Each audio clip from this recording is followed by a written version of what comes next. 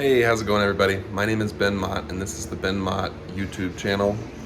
In this channel, we explore spirituality, esoteric concepts, as well as occult hidden knowledge, conspiracy, everything from learning to be present in the moment to understanding what's going on in our world to learning how to manifest wealth from the soul's intentions and not our ego's intentions.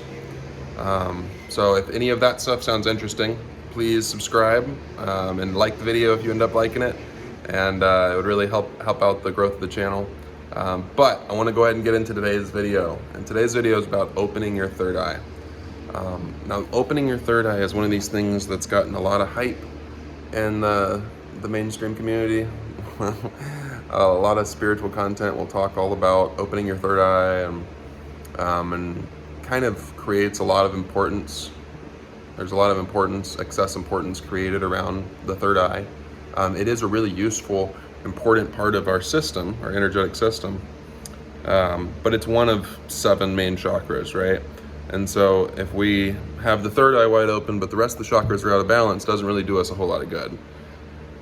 So today I want to share, let's see, how many points? 5 main points with you guys. And number 1 is going to be not to become ungrounded.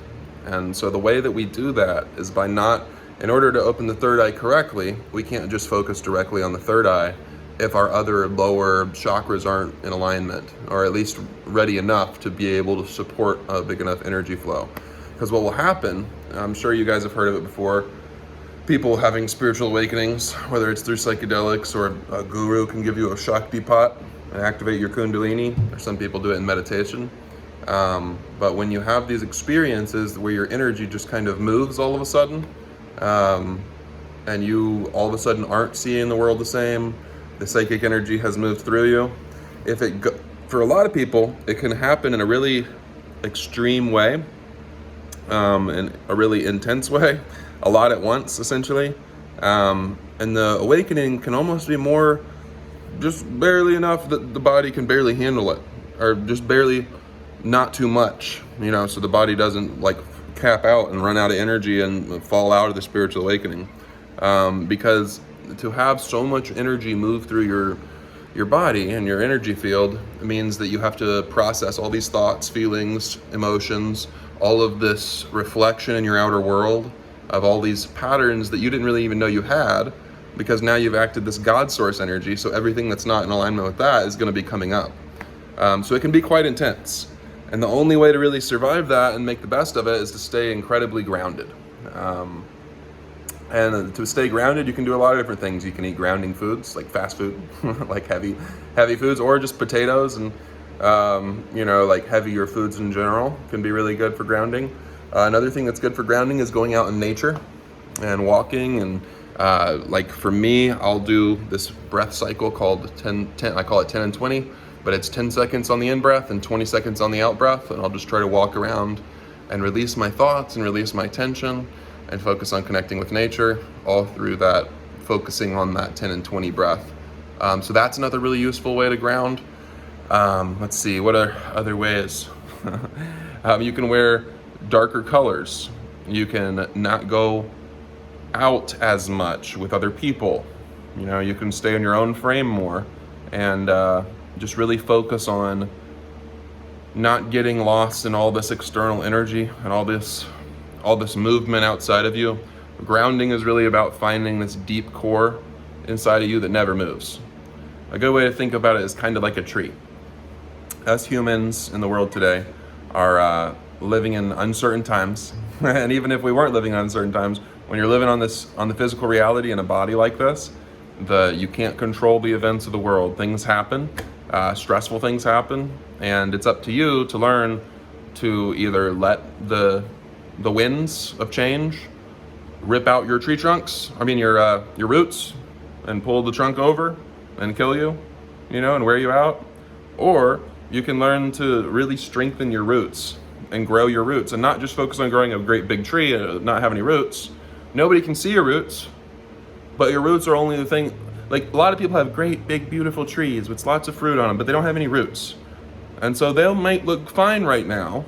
They look great right now, but they only look good because a major storm hasn't passed in a while, you know? And so to be a tree that actually stands the test of time, which is I think what we all want to do, we have to have roots that go deep. We have to be grounded, and we can't really allow ourselves to become ungrounded for just about anything. Even in these deep experiences with the higher realms, the only way we can really go and have these experiences is by having a deep-seated grounding. Excuse me. So that's step number one. First thing I would suggest to focus on if you are in a place where you want to open your third eye and you're thinking it would be cool to have these kind of experiences. Like the third eye is a magical thing. You can meet your spirit guides, see ghosts, see the energy moving.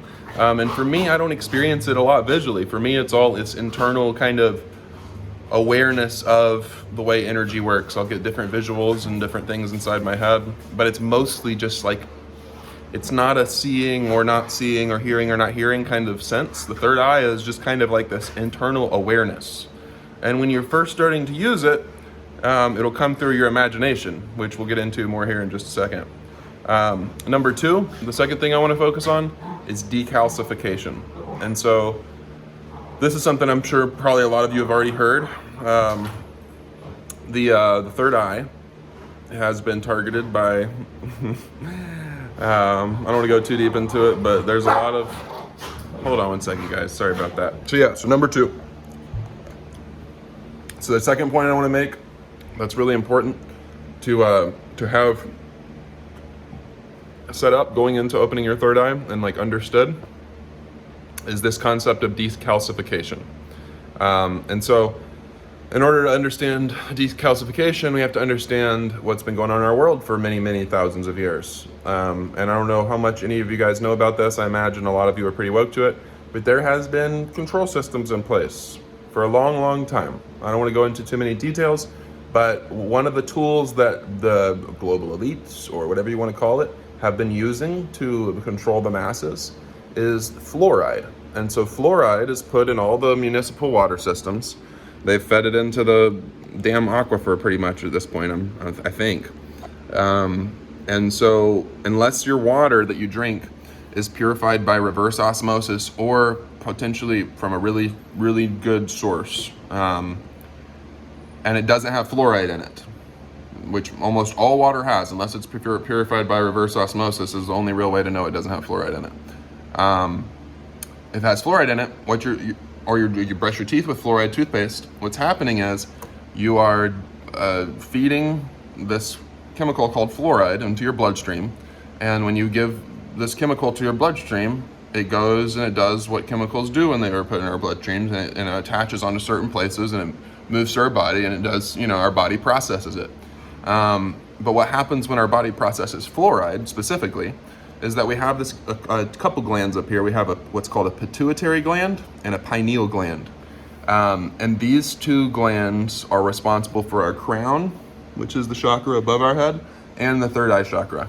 And I believe it's the pituitary, I might be getting it mixed up, but one of those glands is literally an eyeball. Might be the pineal, I'm not sure. But it's literally an eyeball that's facing up in the center of our skull. And it has rods and cones and everything, just like the normal eye. And this is where imagination comes from, our ability to see inside of our mind. And imagination is just the beginning of where psychic ability comes from. And so basically, to pull it all together, this fluoride chemical that we've been drinking in mass quantities and brushing our teeth with and feeding into our bloodstream for generations, it's not, I don't know if it's designed, but it's one of the things that it does is it, like when you see calcification around old gross sink nozzle, like all the white gunk, like hard gunk caked up, and it's like hard, it's like a rock almost. That's calcification. And so that is what's happening to our third eye, our pituitary and our pineal gland. And it's essentially creating this like hard wall around our third eye and preventing it from growing and expanding, which is what allows us to have true psychic sight. But yeah, so calcification is one of these things you got to be really careful about. If you drink bad water and you have for a long time, it might take a while drinking good water for you to start to experience any difference in your, in your awareness as a byproduct of drinking the good water. Because it takes time, because all that calcium in there has to slowly not keep being supported to be there, and your body will naturally take care of it, especially if you're focusing on your third eye. Like your third eye can release it quicker if you focus on it. But it does take time. So bear that in mind, guys. So that's number 2. Number 3 is the willingness to see the truth at all costs. And so when people are opening their third eye, this is probably one of the harder parts of it all. This is probably the hardest one. Most of us, if we're human, have attachment to some kind of identity or some kind of way of thinking, or some state of being, or some idea of who we are. And the third eye, really what the third eye is all about is the end of duality. Once the third eye is open, you know that everybody is just doing the best they can with what they got, in a sense. And that there really isn't any right and wrong in the higher levels. That's just a construct we made up down here because we don't know how to process our feelings being so hurt. And we needed a way to differentiate between where we want to go and where we don't want to go. Darkness and light, right? But in the higher reality, good and bad doesn't exist, there just is. And when you get down the isness path far enough, we realize it's just love. But down here, we have this duality complex. And that's part of how they keep us from having our third eye open, is they keep us stuck in this wanting physical things. Wanting in general, desire. The Buddha talked about how desire is the root of all suffering. And it's very true. You can have things, you can want things, you can enjoy things, but the wanting can't be an incessant, it can't be what most of us would consider wanting to be. The wanting has to evolve into if it comes, great. If it doesn't, that's great too. Like, there's no difference. The wanting has to be completely detached. If there is any grasping, I need this for to be, I am, if I don't have this, I'm not, whatever. If there's some some pull that we feel like we need to have with whatever that thing is, then we probably need to go put it on the shelf energetically, at least, and process why do I think that I need this to be worthy or to be happy or to be free or whatever, right? Because all of those things, love, happiness, freedom, all these things come from within, and they are within. And if we think they're outside of us, we're just tripping ourselves up. So this absolute, at all costs, willingness to see the truth is a necessary component of opening the third eye. And this is what takes the longest, really. Because when you start to open your third eye, what you'll experience is all of the things that are, all the reasons why you haven't already. All those things and feelings and emotions will start to come up and rise up into your experience. And it'll be up to you to decide whether the old identity and the energy that's been built up around that for many, many years, and the habits and the patterns and all of that, is more important to prioritize than opening the third eye. And then you kind of, for me, and I think for most people, it takes a few years of going back and forth to get to the point where you really understand what you're experiencing with your third eye, and you really can start to grasp it all. Because at first, it's kind of ungrounded, and that's the only way it can be. It's kind of a paradox to stay grounded and then go get ungrounded and open your third eye. But that's how it is. You stay as grounded as you can while going through the process of opening your third eye. And it does mean that you might, if you're going and you're having really ridiculous experiences, you're not understanding them and they're not integrated and they're not being processed, stop trying to open the third eye and process what you've already got. And in that case, it's just like a psychonaut who's just taking more mushrooms every day and never really processing all these deep spiritual lessons and realities and insights that they're getting. And what happens eventually is you kind of just push yourself into kind of a psychosis, because it doesn't matter if you know everything if your body can't integrate any of it, and you can't tell anybody, you can't do anything with it, and nobody can believe you, and you're just crazy. It doesn't help to know the truth of the universe unless you can do something with it here in this this plane. Whether that's just sitting and meditating the entire life, and it doesn't mean you have to go out and do something, but people need to integrate their awarenesses. That's a big thing in the spiritual community, and the psychedelic community, and the normal community. It's really hard to go and hold ourselves accountable for our experience, especially to the level that we have to be able to continue to grow on the awakening path, because we can't just hold the standard up at good human. The standard has to be up there with Jesus, Krishna, and Buddha, and if we have that standard, it'll take a while, but eventually we will really start to make progress on whatever this shit is down here. So the point I want to make about number 3 is that this is a hard thing, and it takes time. And the best thing to do is to just, like I said, there is no good or bad. So don't see it as good or bad. Just see it as a process that you're on. And if you do value meeting your spirit guides, talking to angels, and connecting with plant spirits, and seeing the past, present, and future, and understanding your reality, and understanding your relationships, and seeing everything from a higher level, it's worth it. It's worth it to go through the period of time of transition and exploration, and it's kind of like a earthquakey kind of energy that you go through while opening your third eye, because you start to realize that everything you thought was true is just one part of the truth, and the opposite is also true, because duality is not real. So when we have an identity and we've decided that this is how reality works down here, it can kind of be a process of like, it has to be decalcified up here. It's kind of like cracking the shell slowly and not breaking the egg inside. So let's see.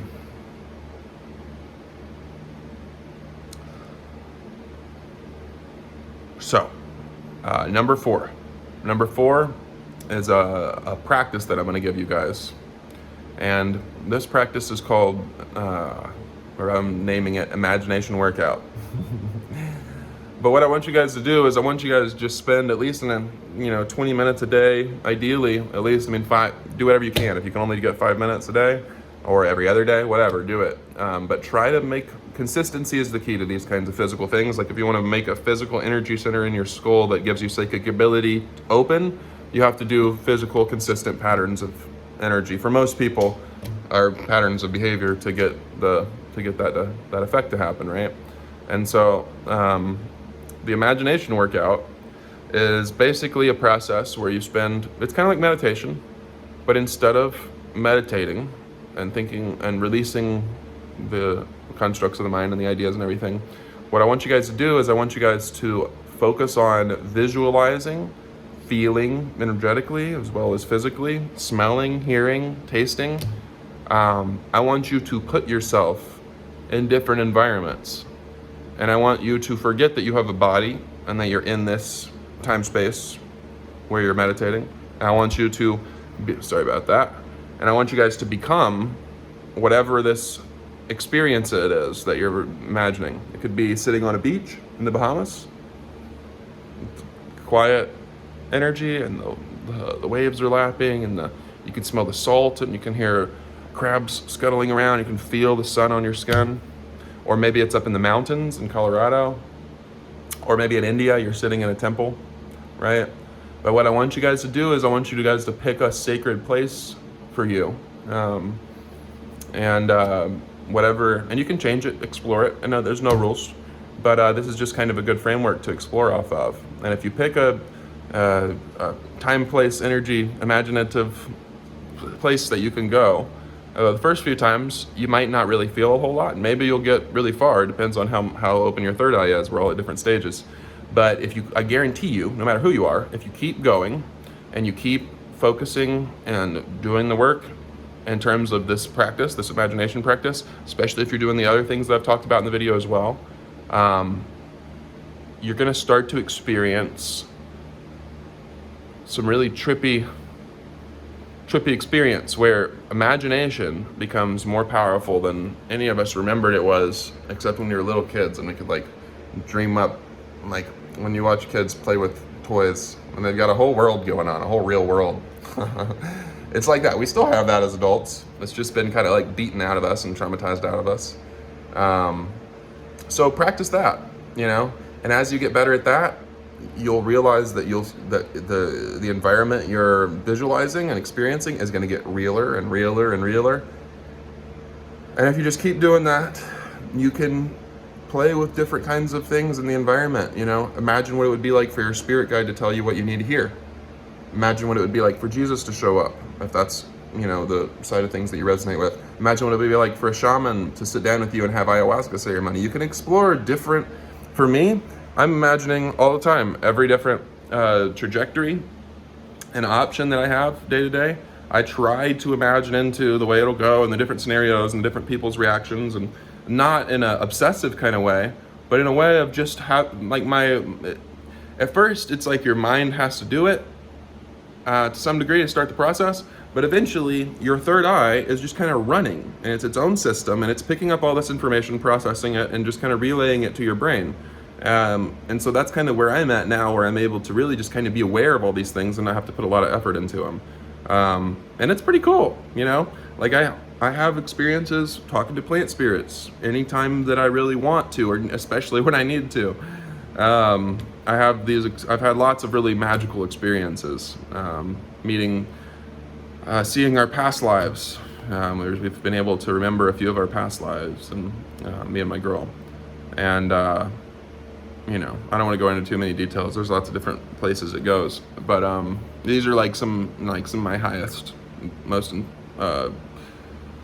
motivational things. Like the reason why I'm sharing this stuff is to try to help motivate everybody else who is uncertain on whether or not it's worth it, to put in the work and do what's necessary to really start focusing on these non-physical energy centers in our body.